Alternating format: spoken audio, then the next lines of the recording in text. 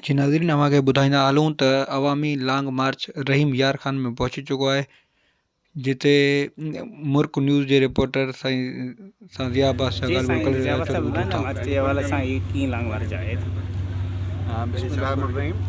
ये लॉन्ग मार्च के हवाले से तव्हां ॾिसो पिया, चेयरमैन बिलावल भुट्टो साहब जेको आहे सो जेका सूरत हाल हुई मुल्क जी, ॾींहों ॾींहुं महांगाई वधंदी वई ऐं जेका गुरबत आहे उहा तमामु वधंदी वई, मुल्क हिकु तमामु बदहाली जी तरफ़ वञी रहियो हो। त चेयरमैन साहब इहो फ़ैसिलो कयो त असीं सॼी आवाम जी ख़ुशहालीअ लाइ ऐं हिन नियाज़ी सरकार खे हटाइण लाइ असीं लॉन्ग मार्च करियूं। जीअं इहो ऐलान थियो त नियाज़ी सरकार जेको आहे बुखलाहट जो शिकार थी वई।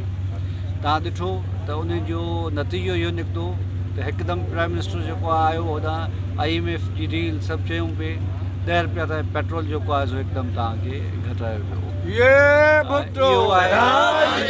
इहो असांजे मार्च जो आगाज़ आहे। त जीअं असीं इस्लामाबाद पहुचंदासीं त इंशाअल्लाह ताला हिन नियाज़ी हुकूमत मां जेका असां ते मुसलत कई वई, हिकिड़ो अज़ाब आहे पाकिस्तान जे मथां, इन मां बिलावल भुट्टो जी क़यादत में इंशाअल्लाह हिन अवाम खे असीं निजात ॾियां।